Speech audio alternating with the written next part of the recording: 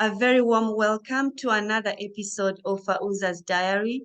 If you are looking for something little and yet inspiring, then you have stumbled upon the right show. That's the beauty about my diaries. They inspire us, they encourage us, but also they make us think.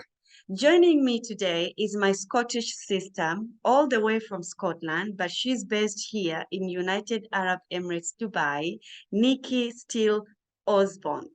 She has a story that has actually led her to do what she is doing. And I always believe that there is always a why. Why do people do the things that they do? But I don't want to go too much into details because I want NIKKI to share her own story with you and with me. And I really hope that as you listen, you will be encouraged, you will be inspired, but also it's going to challenge you in a way that you want to do better for you, right? So sit back, grab a cup of coffee, tea, whatever you enjoy having, and join us on this conversation because I tell you, you will be inspired. NIKKI, thank you so much for saying yes to having this conversation with me. Hello, darling. Yes, because I'm like, it's been overdue since we caught up and since we had this, random chat. I'm like, no, it's time to have NIKKI on Fauza's Diary. So welcome and thank you so much. And if I had to choose a topic, NIKKI, for our discussion, it has to be stepping into parenthood because that is what led you to do what you are doing. So please take a minute and sort of introduce yourself to our viewers. Thank you so much for having me. Hi, everyone. So stepping into parenthood is absolutely the catalyst for me now sitting here sharing this story. I originate from Scotland, beautiful Scotland, but I've been overseas for the last 16 years. We were in Jakarta, then Montenegro, and latterly in Dubai. So during that time, there's been a lot of life experience to be gained. There's been highs, there's been lows. But the highs came when I finally, at the age of 40, discovered I was pregnant. And this for me was like winning the lottery. Anyone who has waited a while to get their children will associate with that. I was fortunate. I had a happy, healthy pregnancy, and the delivery, there was no trauma. You know, I've had better fun, but there was no trauma. You know, he was delivered by C-section and he was perfect. The first words that came out of my mouth was, "He is perfect." So I did not anticipate postpartum depression becoming part of my story. And when it did, it blindsided me. And I pushed it down. I think like so many people do. Yeah. We have these expectations of being a new parent that are all shiny and wonderful. And, oh, maybe you're a bit tired. But I still don't feel we shine enough light on the actual impact for so many people. This is way more common than is in the statistics because a lot of people go untreated, they go unsupported, and they have to navigate their way through it on their own. And that's what I tried to do for the first 18 months. Eventually, getting support was the pivotal moment that things changed for me. And the realizations that came about after that although when you research postpartum or postnatal depression, it's often indicated as one of the symptoms being that you don't connect with your baby. Whilst this can be true, this can be a symptom, it's not always true. Okay. So for me, what I now believe, and I can talk about with the hindsight and the learnings since then, is that what having my son did was actually highlight my own insecurities, my own issues. And I felt that I wasn't good enough to be his mum. Yeah. That's a pretty hard realization. That's a horrible thought to have in your mind. Yeah. Yeah. You know, So, Nikki, thanks for sharing that. I think this is something that most women go through, and sometimes we don't even realize that we are sick. You just yeah, think, oh, maybe it's because, and I can relate with that, because for me, I was a young mom and I had no, these things don't come with manual, do this and do that. And that's why I think personally, everyone's journey is really unique and different. yeah, The way you would go on that journey will be different, the way I would handle it. But I struggled too, in with postnatal depression. I had no milk, and then my child was not latching because my nipples were not out. okay. And then I had how do you call it, mastitis. So there was Oh, just yeah, kind of a lot of things, emergency section that was unplanned. This child was not breathing. yeah. So when you said that you struggle to love this child, it's something that actually many women, I don't think even they realize, just like, oh, maybe it's just because she's tired, or maybe she's still healing. But how did that realization, Nikki, do to you? So that's what I'm saying. It wasn't a struggle to love my child at Mhm, all. That is mhm, the part that it's almost like I'm, putting a different angle, a different perspective. It wasn't that I didn't love him. The mhm, reality was I didn't love me. mm. That was the problem. All The right. love I had for my son was, from the get-go, it was amazing. And we connected and we bonded. There were no issues with that. Mhm, But that was the catalyst for me thinking that I wasn't good enough. How could I be this child's mum? He was this amazing little person. He deserved the very, very best when it came to mums. And in my mind, in the stories I was telling myself, that wasn't me. Now, of course, we know that our minds can lie to us, mhm, mhm. but we have to understand why. Why do we feel like we're not good enough? Why are these things coming around? So, where there had been times in my life previously that I had experienced bouts of depression or anxiety, Mm-hmm. I guess I had never addressed them properly. I had maybe masked them, I had maybe put a plaster on them, Yeah, but I hadn't addressed them. And this was what brought them to the forefront and was the reason that something had to change, you know? right. So, Nikki, happily, you've waited for at least 40 years to have this child. You've Yeah. been blessed with a beautiful son, but you don't feel good enough Yeah. for yourself. But this has nothing to do with the birth of the child. Yeah.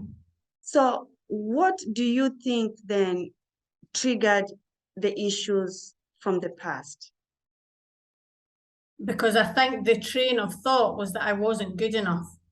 So there are situations, whether it's in your career or your relationships, that you can have these negative voices in your head telling you you're not good enough, but we can navigate around it. But when it comes to, the biggest thing in your life, like having a child, then it's time to address that and say, right, okay, there's something not right with this way of thinking.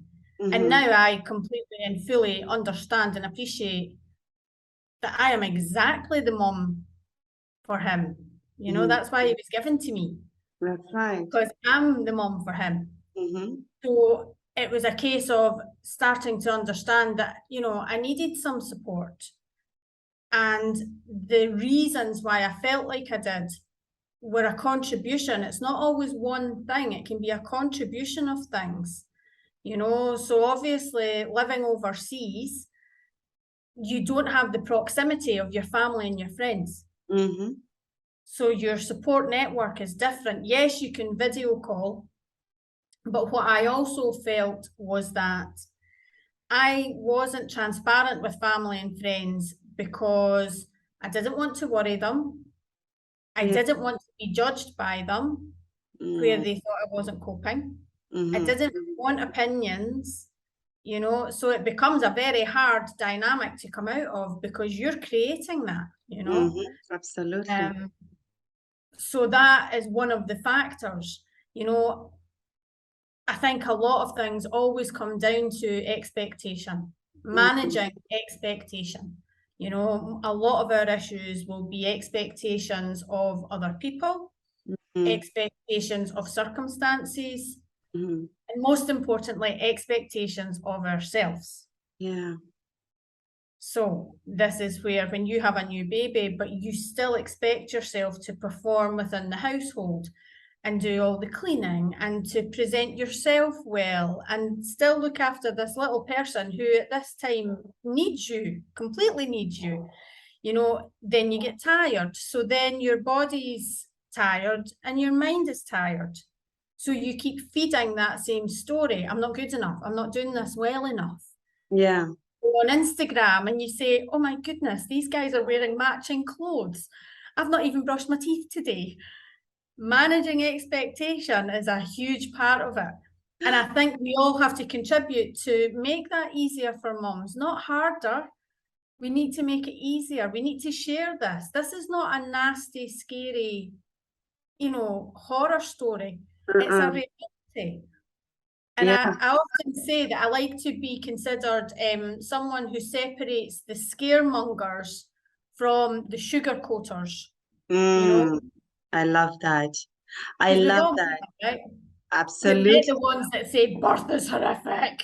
It was terrible. And they scare the living daylights out of you. Or you've got the ones that are like, I just sneezed and my baby came out and now it's all wonderful. I'm like, I'm happy for you. I'm happy for you. Some of us had to be bathed because we couldn't even bath ourselves, you know. Oh my goodness, Nikki. I love that you have actually touched into that. And I think we are living currently in a world where we want to present ourselves in a certain way, you know, but sometimes when you are in such a season, we are all in different seasons of our lives, right? And when you are a new mom, you know, I'm telling you, it's so easy to leave your house in pajamas because there is no time sometimes, right? I mean, currently I've been doing that, dropping Jasper to school in my pajamas, like, hello, as long as this child gets to school, he's fine, he will be fine. You know, but I think social media has contributed to so much. Yeah. I mean, I'm it's grateful. A double-edged sword. Yes, I'm grateful that we can have this conversation, have it shared. I mean, it's a platform where I don't have to be in Scotland. People will be watching us in Scotland, isn't it? But how would you then tell us, the people who are viewing, listening, moms, how did you manage your own expectations? Okay, so with support, I at that time ended up speaking to a coach who was holding a 2-day retreat. So first of all, I spoke to a counsellor. I spoke to a counsellor first. I had, you know, many counsellors and coaches offer a free consultation. So a friend of mine suggested that I speak to this lady and she was fantastic. Okay. It made me feel like I wasn't on my own, that actually everything I was saying wasn't groundbreaking, that it's really common. So that helped. Same time, a coach friend of mine was holding a 2-day retreat, which I attended. And when I came out of there, I still remember the exact moment. I remember it like it was yesterday. The week following, I was walking in Tivat, Montenegro, where we lived, and I used to walk around the water. And if you've ever been there, it's stunning. There's the water and the mountains come down into the water.